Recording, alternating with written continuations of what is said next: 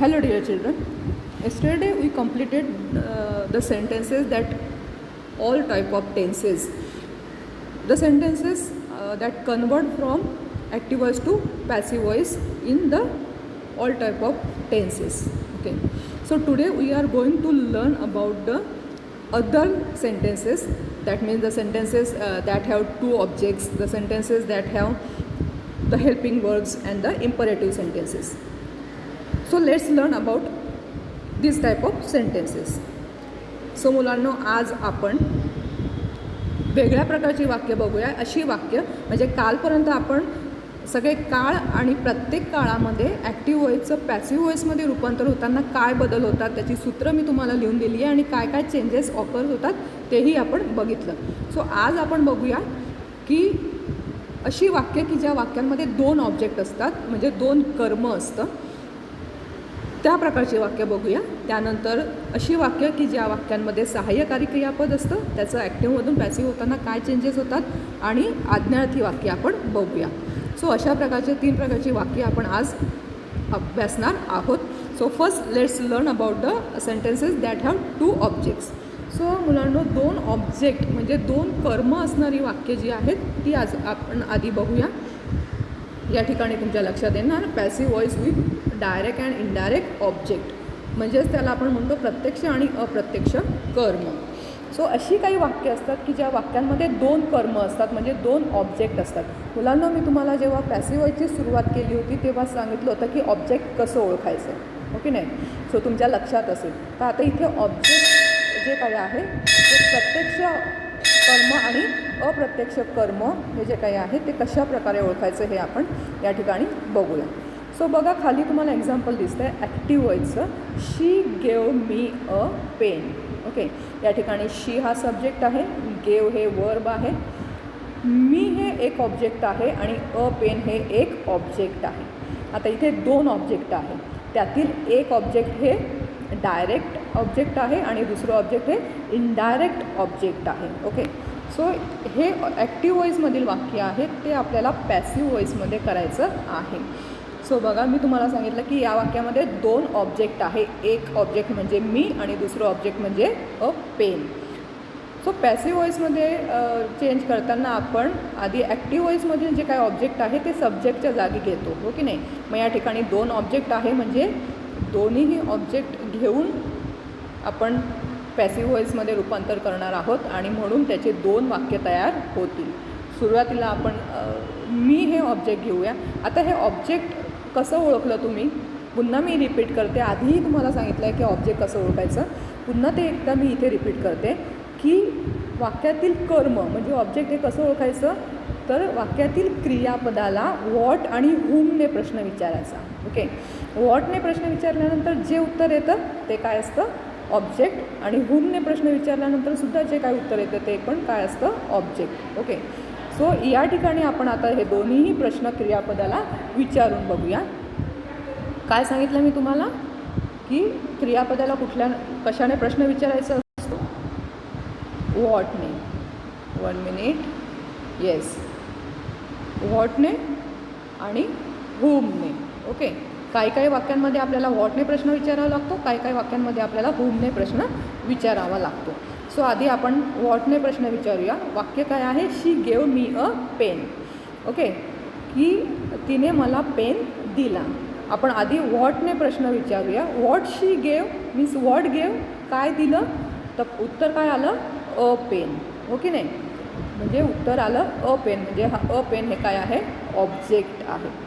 त्यानंतर आपण हुमने प्रश्न विचारून बघूया.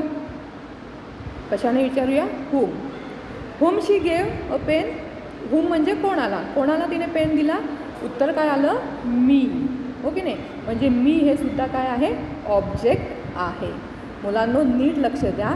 वाक्यातील क्रियापद जे आहेत त्याला जेव्हा तुम्ही व्हॉटने किंवा हुमने प्रश्न विचारतात आणि तो प्रश्न विचारल्यानंतर जे उत्तर येतं ते तुमच्या वाक्यातील ऑब्जेक्ट म्हणजे कर्म असतं. सो आपण अशा प्रकारच्या वाक्यांचा विचार करतो आहोत की ज्या वाक्यांमध्ये 2 कर्म आहेत, 2 ऑब्जेक्ट आहेत. ओके, सो ते कसं ओळखायचं हे मी तुम्हाला इथे प्रश्न विचारून दाखवलं आहे. ओके, सो 2 ऑब्जेक्ट आहे म्हणजे आपलं पॅसिव्ह व्हॉईससुद्धा 2 प्रकारच्या वाक्यांनी सुरुवात होईल. ओके. सो एक ऑब्जेक्ट आपण मी आहे आणि एक ऑब्जेक्ट अ पेन आहे. सो आता मी हे ऑब्जेक्ट घेऊन आपण एक वाक्य तयार करूया. आता मी हे काय आहे, द्वितीय विभक्ती आहे. ते जेव्हा ऑब्जेक्ट सब्जेक्टच्या जागी येणार तेव्हा त्याचं काय होणार, आय होणार. ओके. त्यानंतर वॉज का वापरलं, कारण वाक्य काय आहे, पास्ट टेन्स आहे, सिम्पल पास्ट आहे. म्हणजे सिम्पल पास्ट टेन्समध्ये टू बीची रूपं आपण वॉज किंवा वर घेतो. त्यानंतर इथे आय आहे म्हणून आपण वेअर घेणार नाही तर वॉज घेणार. ओके. आय वॉज गेवचं V3 काय येणार, given. I was given a pen by शीचं काय होणार, प्रथम विभक्तीचं हर होणार. ओके. सो कसं आलं वाक्य आपलं, I was given a pen by her. Okay. हे वाक्य आपण मी हे ऑब्जेक्ट सुरुवातीला घेऊन केलेलं आहे. आता दुसरं वाक्य कसं होणार की अ पेन हे ऑब्जेक्ट आपण पुढे घेऊन वाक्य करूया. सो अ पेन हे सुद्धा ऑब्जेक्ट आहे. सो ते आपण सब्जेक्टच्या जागी घेऊया. अ पेन हे सुद्धा सिंग्युलर आहे म्हणून वॉज घेतलं. अ पेन वॉज गिवन. आता इथे मी आहे तर तो पेन कोणाला दिला, तर मला, म्हणजे to me. Okay. A pen was given to me by her. She हे जे काय प्रथम विभक्ती आहे ते इथे ऑब्जेक्टच्या जागी आल्यानंतर द्वितीयची विभक्ती होणार. हे आधी आपण अभ्यासलेलं आहे. सो मुलांना आलं तुमच्या लक्षात की वाक्यामध्ये जेव्हा 2 ऑब्जेक्ट असतात तेव्हा 2 प्रकारचा पॅसिव्ह व्हॉईस आपण करू शकतो. आता या ठिकाणी मी तुम्हाला खाली दिलेलं आहे बघा की प्रत्यक्ष कर्म आणि अप्रत्यक्ष कर्म म्हणजे काय, की ज्याला आपण डायरेक्ट ऑब्जेक्ट आणि इनडायरेक्ट ऑब्जेक्ट असं का म्हणतो. तर इथे माहिती तुम्हाला दिली आहे बघा की क्रियापदाला व्हॉटने, बघा व्हॉटने प्रश्न विचारला असता जे उत्तर मिळते त्या वाक्यातील डायरेक्ट कर्म असते. की ते काय असतं, क्रियापदाला जेव्हा आपण व्हॉटने प्रश्न विचारल्यानंतर जे काही उत्तर येतं ते काय आहे, त्या वाक्यातील प्रत्यक्ष कर्म आहे. म्हणजे त्याला आपण डायरेक्ट ऑब्जेक्ट असं म्हणतो. मग आपण या ठिकाणी बघा हे वाक्य बघूया आपण. शी गेव मी अ पेन. मग आपण व्हॉटने प्रश्न विचारला, व्हॉट शी गेव, तिने काय दिलं, तर काय उत्तर आलं आपलं अ पेन. म्हणजे या वाक्यामध्ये अ पेन हे काय आहे, डायरेक्ट ऑब्जेक्ट आहे, प्रत्यक्ष कर्म आहे. त्यानंतर आपण अजून कुठला प्रश्न विचारला, हुमने प्रश्न विचारला. ओके. बघा इथे मी लिहिलं आहे क्रियापदाला हुम म्हणजे कोणाला असा प्रश्न विचारला असता जे उत्तर मिळते ते त्या वाक्यातील इनडायरेक्ट ऑब्जेक्ट म्हणजे त्याला अप्रत्यक्ष कर्म म्हणतात, ते अप्रत्यक्ष कर्म असते. मग आपण याला प्रश्न विचारला. ओके. हुमने, हुम शी गेव म्हणजे कोणाला दिला, तर उत्तर काय आलं, मी म्हणजे मला दिला. हो की नाही. तर पेन कोणाला दिला, मला दिला. सो हुमने प्रश्न विचारल्यानंतर जे उत्तर येतं ते काय असतं, इनडायरेक्ट ऑब्जेक्ट असतं, त्याला अप्रत्यक्ष कर्म असं. पुन्हा एकदा लक्षात घ्या मुलांनो, क्रियापदाला व्हॉटने प्रश्न विचारल्यानंतर जे उत्तर येतं ते डायरेक्ट ऑब्जेक्ट असतं. क्रियापदाला हुमने प्रश्न विचारल्यानंतर जे उत्तर येतं ते इनडायरेक्ट ऑब्जेक्ट असतं. ओके. अजून एक्झाम्पल घेऊया आपण पुढे. Second example, I will teach you a letter. आता या ठिकाणी पुन्हा 2 ऑब्जेक्ट आहे, एक म्हणजे यू आणि दुसरं म्हणजे a lesson. I will teach you a lesson. पुन्हा आपण व्हॉटने प्रश्न विचारूया. ओके. व्हॉट टीच, क्रियापदाला प्रश्न विचारायचा आहे. टीच म्हणजे शिकवणे. व्हॉट टीच, काय शिकवलं, काय शिकवणार, भविष्यकाळ आहे, काय शिकवणार, a lesson. Okay. So a lesson हे काय आहे, डायरेक्ट ऑब्जेक्ट आहे. हुमने प्रश्न विचारल्यानंतर काय उत्तर येतं, हुम आय विल टीच, कोणाला मी शिकवणार, यूला शिकवणार, तुला शिकवणार. हो की नाही. सो हुमने उत्तर आल्यानंतर हा जो काय यू हा जे काय ऑब्जेक्ट आहे ते काय आहे, इनडायरेक्ट ऑब्जेक्ट आहे. आलं लक्षात. म्हणजेच आपण या वाक्याचं 2 प्रकारे पॅसिव्ह व्हॉईसमध्ये रूपांतर करू शकतो. ओके. एक आपण घेऊया, पहिला ऑब्जेक्ट यूने घेऊया आणि दुसरं ऑब्जेक्ट आपण अ लेसनने घेऊया. ओके. सो घ्या, यूला पुढे घेऊन ऑब्जेक्ट हे सब्जेक्टच्या जागी घेऊया. You will be. आता इथे फ्युचर टेन्स आहे, सिम्पल फ्युचर टेन्स. ते जेव्हा पॅसिव्ह व्हॉईसमध्ये येतं तेव्हा आपण सूत्र तुम्ही पाठ केलंच असेल. टू बीचं योग्य रूप आणि त्यानंतर पुन्हा टू बीचं बी हे एक्स्ट्रा रूप आपल्याला वापरावं लागतं. टीच ह्या वर्बचं आपल्याला V3 करावं लागतं. टॉट आहे, टीच नो, टॉट. Okay, you will be taught a lesson bye मी. आयचं इथे प्रथमा विभक्तीचं इकडे येताना द्वितीया विभक्ती होणार आहे, आयचं मी होणार आहे. सो अशा प्रकारे हे वाक्य जे आहे ते I will teach you a lesson, you हे ऑब्जेक्ट पुढे घेतल्यानंतर you will be taught a lesson bye मी अशा प्रकारचं वाक्य होणार आहे. त्यानंतर दुसरं वाक्य बघा, डायरेक्ट ऑब्जेक्ट घेऊन आपण वाक्य करूया. हे डायरेक्ट ऑब्जेक्ट आपण सब्जेक्टच्या जागी घेऊया. A lesson will be taught to you. बघा या ठिकाणी आता टू हे प्रेपोजिशनची गरज आहे. कोणाला? तर तुला, म्हणून हे टू आपल्याला लावावं लागलं. A lesson will be taught to you bye me.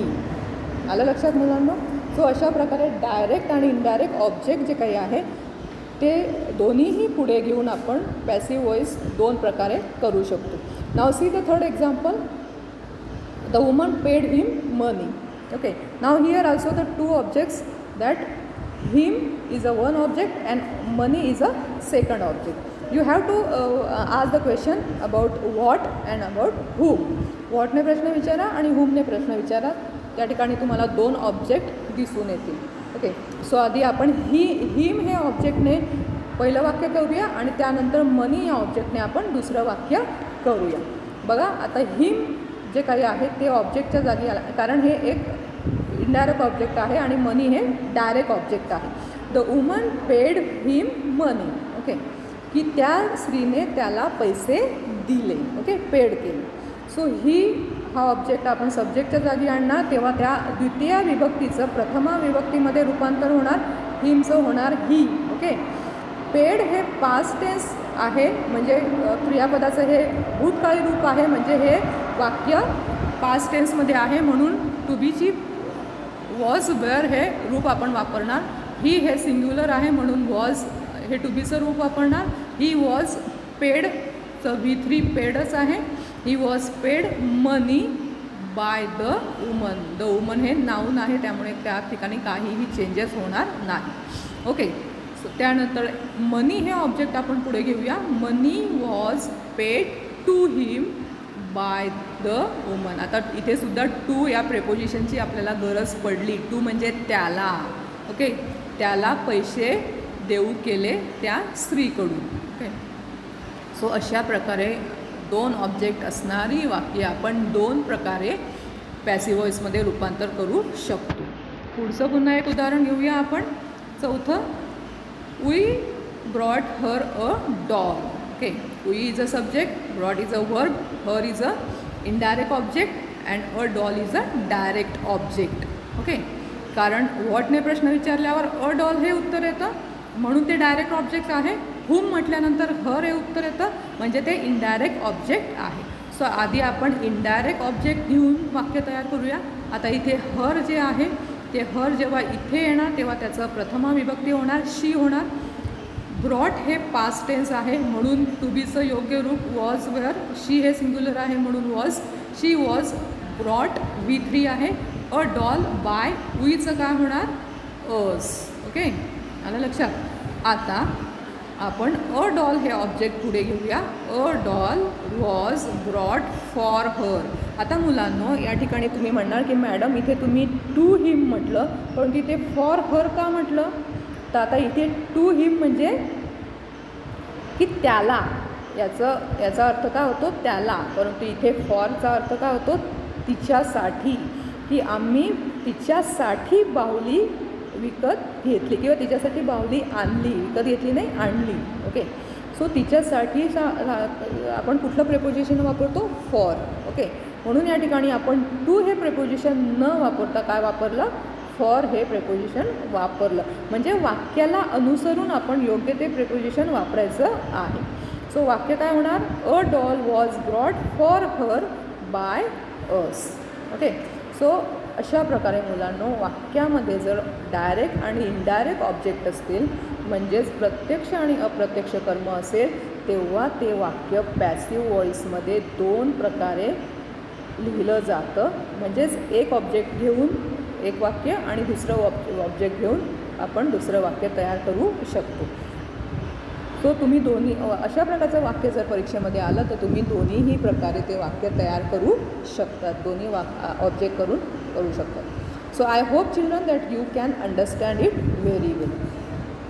Now go to the next sentences. Now आता आपण कुठल्या प्रकारच्या सेंटेन्सेसकडे वळूया. अशी काही वाक्य असतात की ज्या वाक्यांमध्ये हेल्पिंग वर्ड्स असतात. ओके, हेल्पिंग वर्ड्स म्हणजे काय, ज्याला आपण म्हणतो सहाय्यकारी क्रियापद. Okay, so passive voice with helping words म्हणजे सहाय्यकारी क्रियापदे असणारी वाक्य. सो हेल्पिंग वर्बलाच आपण काय म्हणतो, सपोर्टिंग वर्ब. सपोर्टिंग वर्ब म्हणजे काय, सपोर्टला असणारी, हेल्प करणारी वर्ब. मग हेल्पिंग वर्ब कुठली आहेत? कॅन, कुड, शल, विल. आता शल, विल हे आपण फ्युचर टेन्समध्ये वापरतो. स्पेशली कॅन, कुड, वूड, शूड, मे, माईट हे जे काही क्रियापदं आहेत ती सहाय्यकारी क्रियापदे आहेत किंवा त्याला आपण हेल्पिंग वर्ब असं म्हणतो. ओके, सपोर्टिंग वर्ब असं म्हणतो. मग वाक्यामध्ये जर सहाय्यकारी क्रियापदे असतील तर त्याचं पॅसिव्ह वॉइसमध्ये रूपांतर करताना काय बदल होतो हे आता या ठिकाणी आपण बघणार आहोत. सो बघा, सपोर्टिंग वर्ब असेल तर वाक्याचं पॅसिव्ह वॉइसमध्ये रूपांतर करताना अशा प्रकारचा फॉर्म्युला तुम्ही वापरायचा आहे. सेम फॉर्म्युला आपण जसा टेन्सेस घेताना बघितला. बघा, वाक्यामधलं ऑब्जेक्ट पुढे घ्यायचं आहे, त्यानंतर आपण काय करतो, वाक्याच्या काळानुसार योग्य टू बीचं रूप वापरतो की नाही. पण या ठिकाणी टू बीचं रूप न वापरता वाक्यामध्ये जे काही सपोर्टिंग वर्ब आहे तेच सपोर्टिंग वर्ब या ठिकाणी लिहायचं आहे. त्यानंतर टू बीचं बी हे रूप आपल्याला एक्स्ट्रा वापरायचं आहे आणि त्यानंतर जसं आपण नेहमीप्रमाणे प्रोसेस करतो, क्रियापदाचं तिसरं रूप, त्यानंतर बाय आणि त्यानंतर सब्जेक्ट जोडतो ते नेहमीप्रमाणे. परंतु इथे सहाय्यकारी क्रियापदं जे आहेत ते टू बीचं रूप न वापरता आपल्याला वाक्यातील योग्य सपोर्टिंग वर्ब वापरलेला तोच त्या ठिकाणी लिहायचा आहे. तो तुमच्या एक्झाम्पलवरून तुमच्या लक्षात येईल मुलांनो. बघा, एक्झाम्पल आहे इथे, we can use the shoes in the rainy season. Okay, या ठिकाणी वी हे सब्जेक्ट आहे, कॅन हे हेल्पिंग वर्ब आहे, यूज हे मेन वर्ब आहे, the shoes in the rainy season हे काय, द शूज हे ऑब्जेक्ट आहे. Okay, in the rainy season हे अदर वर्ड्स आहे, रिमेनिंग वर्ड्स ज्याला आपण म्हणतो. Okay, so subject, helping verb, main verb, the shoes हे ऑब्जेक्ट आहे. ओके, मग ऑब्जेक्ट इथे याच्या सूत्रानुसार आपण करूया. द शूज हे जे काही ऑब्जेक्ट आहे, 1 मिनिट, येस, द शूज हे ऑब्जेक्ट आहे ते आपण सब्जेक्टच्या जागी घेऊया. द शूज वाक्यामध्ये त्यानंतर काय करायचं आहे, सपोर्टिंग वर्ब घ्यायचं आहे, ज्याला आपण हेल्पिंग वर्ब म्हणतो. ते काय आहे, कॅन आहे. मग ते जसंच आहे तसं उचलून या ठिकाणी आपल्याला घ्यायचं लागणार आहे, कॅन. The shoes can. मग काय करायचं आहे, नंतर बी हे टू बीचं रूप वापरायचं आहे. इथे ते आपण वापरलं be, the shoes can be. Use हे जे काही मेन वर्ब आहे त्याचं V3 वापरायचं आहे या ठिकाणी, ते आपण यूज्ड वापरलं. आणि नंतर बाय, अस, वीचं काय झालं, अस झालं. आणि त्यानंतर अदर वर्ड्स आपण जॉईन करून टाकायचे आहेत. म्हणजेच वाक्य कसं होणार, the shoes can be used by us in the rainy season. Okay, खूप सोपं आहे मुलांना. ऑब्जेक्ट, त्यानंतर हेल्पिंग वर्ब, सपोर्टिंग वर्ब, त्यानंतर बी, त्यानंतर V3 plus by plus subject. Okay, दुसरं वाक्य बघूया. वी कुड here the loud voices. Okay, the loud voices हे ऑब्जेक्ट आहे, ते सब्जेक्टच्या जागी घेऊया. The loud voices helping verb काय आहे इथे, कुड, ते इथे घेऊया, कुड. टू बीचं बी हे रूप वापरूया. हिअर, हर्ड, हर्ड, तिसरा फॉर्म आहे हर्ड. बाय, वीचं काय होणार, अस. ओके, सो वाक्य जे आहे, the loud voices could be heard by us. कुड हे हेल्पिंग वर्ब आपण जसेच्या तसं उचलून या ठिकाणी घेतलेलं आहे. ओके, सो नाव the third sentence, he would carry the load. Okay, so load हे, द लोड हे ऑब्जेक्ट आहे, ते सब्जेक्टच्या जागी घेतलं. The load helping verb would आहे, तेच आपण या ठिकाणी उचलून घेतलं. The load would be carried. Carry, carried, carried, V3 carried आहे. बाय, हीचं काय झालं, हिम झालं. Okay, see, they must do it. Okay, it हे ऑब्जेक्ट आहे, ते इथे सब्जेक्टच्या जागी घेतलं. हेल्पिंग वर्ब कुठलं आहे? मस्ट, तेच या ठिकाणी उचलून घेतलं. त्यानंतर टू बीचं एक्स्ट्रा बी हे रूप वापरलं. आता या ठिकाणी वर्ब कुठला आहे? Do. Okay, so do, did, done. Okay, do हे V1 आहे, डीड हे V2 आहे आणि डन हे V3 आहे आणि म्हणून इथे आपण डन वापरलेलं आहे. ओके, सो वाक्य होणार it must be done by, तेच इथे होणार दे. Okay, next father may not allowed you. Okay, या ठिकाणी ऑब्जेक्ट आहे यू, तो आपण इथे घेऊया सब्जेक्ट जागी यू. हेल्पिंग वर्ब कुठले आहे? मे, ते जसे तसे इथे घेऊया. मे नॉट, नॉट आपण काढून टाकायचं नाही आहे, तो तसाच वापरायचा आहे. यू मे नॉट, बी वापरायचंच आहे आपल्याला. Allow, allowed, allowed. Okay, V3 allowed by father. Father हे नाऊन आहे, त्यामुळे त्यामध्ये कुठलाही बदल होणार नाही. सी पुढचं वाक्य, he should leave the police. He subject आहे, शू हेल्पिंग वर्ब आहे, शूड. लिव्ह हे मेन वर्ब आहे, द प्लेस हे ऑब्जेक्ट आहे. ओके, सो द प्लेस हे ऑब्जेक्ट पुढे घेऊया. द प्लेस, शूड हे हेल्पिंग वर्ब आहे. येस, ते जसेचं तसं उचलून घेऊया. बी वापरायचं आहे. लिव्ह हे क्रियापद, त्याचं V3 form past participle form आहे left. Okay, leave, left, left. By हीचं होणार हिम. आलं लक्षात? So in this way children, if the sentence have the helping verb, सेंटेन्समध्ये हेल्पिंग वर्ब असेल ज्याला आपण सपोर्टिंग वर्ब असं म्हणतो, तर अशा प्रकारचा फॉर्म्युला आपण यूज करायचा आहे. अतिशय सोपं आहे, काहीही अवघड नाही. सो हेल्पिंग वर्ब असणारी वाक्य तुमच्या लक्षात आली असतील. Now we have to go for the another examples that are the imperative sentences. आज्ञार्थी वाक्य. आता जर आज्ञार्थी वाक्य असतील तर त्याचं पॅसिव्ह व्हॉईसमध्ये रूपांतर करताना काय बदल होतो हे आपण आता इथे बघणार आहोत. बघा, passive voice of imperative sentences. आज्ञार्थी, इम्परेटिव्ह सेंटेन्सेस म्हणजे काय? आज्ञार्थी वाक्य. आज्ञार्थी वाक्याचे पॅसिव्ह व्हॉईसमध्ये रूपांतर. ओके, मग या ठिकाणी काय काय स्ट्रक्चर वापरतो आपण? आज्ञार्थी वाक्याचं पॅसिव्ह व्हॉईसमध्ये रूपांतर होताना अशा प्रकारचा फॉर्म्युला आपण यूज करायचा आहे.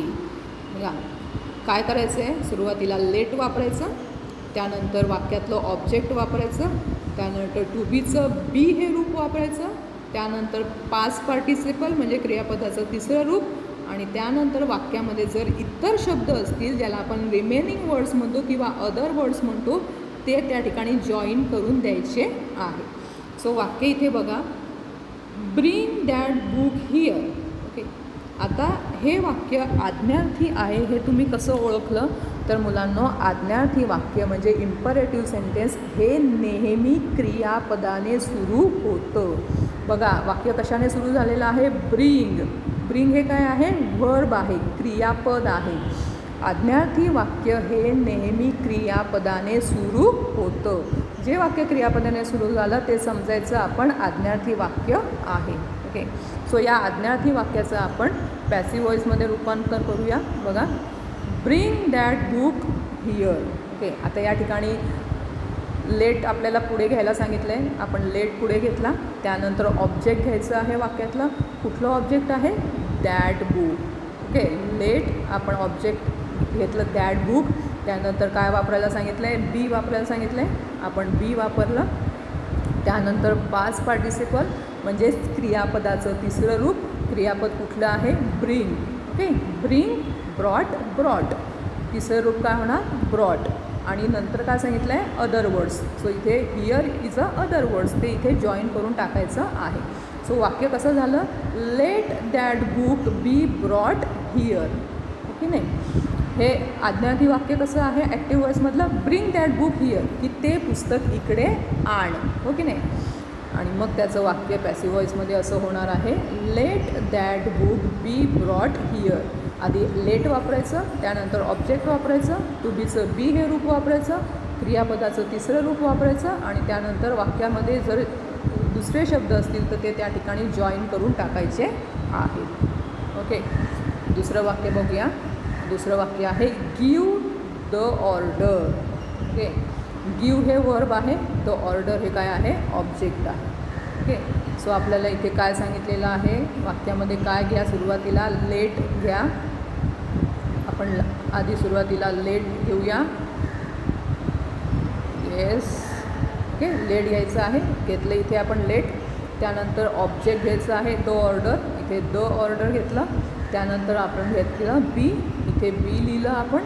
त्यानंतर पास्ट पार्टिसिपल म्हणजेच हे जे काही क्रियापद आहे त्याचं तिसरं रूप काय होणार, गिवन. ओके, गिव पहिलं रूप, गेव दुसरं रूप आणि गिवन हे तिसरं रूप आहे आणि म्हणून या ठिकाणी गिवन आलं. Okay, let the order be given, अशा प्रकारचं हे वाक्य पॅसिव्ह व्हॉईसमध्ये रूपांतरित होणार आहे.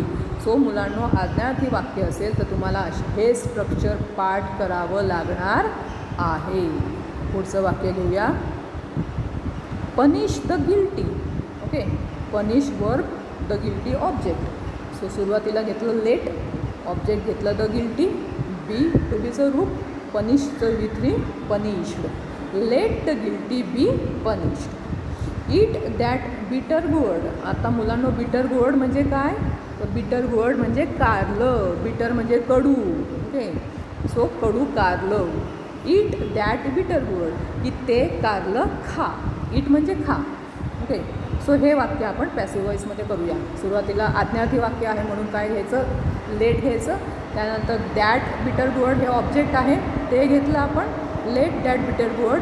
बी टू बीचं रूप घेतलं, ईटचं V3 काय होणार, past participle eaten. Let that bitter gourd be eaten. Good. See the next. Polish my shoes nicely. Okay, let my shoes, sorry, my shoes हे ऑब्जेक्ट आहे. सो लेट घेतलं, त्यानंतर माय शूज हे object घेतलं, to बीचं be रूप वापरलं, पॉलिशचं V3 polished. Let my shoes be polished. Okay, then wash all these clothes. Let all these clothes be washed. वॉशचं V3 washed. Close the door. Okay, let the door इथे घ्यायचं आहे object, let the door be क्लोजचं काय होणार, V3 closed.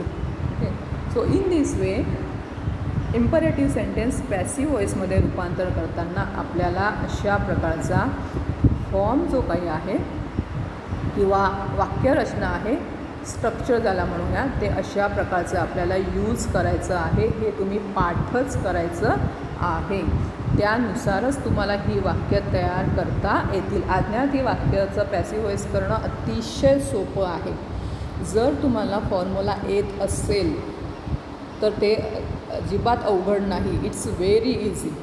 Okay, so मुलांनो, आज आपण काय काय बघितलं, आज आपण बघितलं पॅसिव्ह व्हॉईस विथ इनडायरेक्ट आणि डायरेक्ट ऑब्जेक्ट, म्हणजेच प्रत्यक्ष आणि अप्रत्यक्ष कर्म असणारी वाक्य त्याचं पॅसिव्ह व्हॉईसमध्ये कसं रूपांतर करतात ते बघितलं.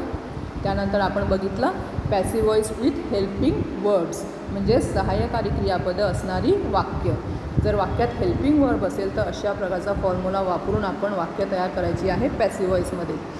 त्यानंतर आपण बघितलं की passive voice with imperative sentence. Imperative sentence म्हणजेच आज्ञार्थी वाक्य. ओके, आज्ञार्थी वाक्यांचे पॅसिव्ह व्हॉईसमध्ये रूपांतर. त्यासाठी आपण हा फॉर्म्युला वापरला, अशा प्रकारचं स्ट्रक्चर वापरलं.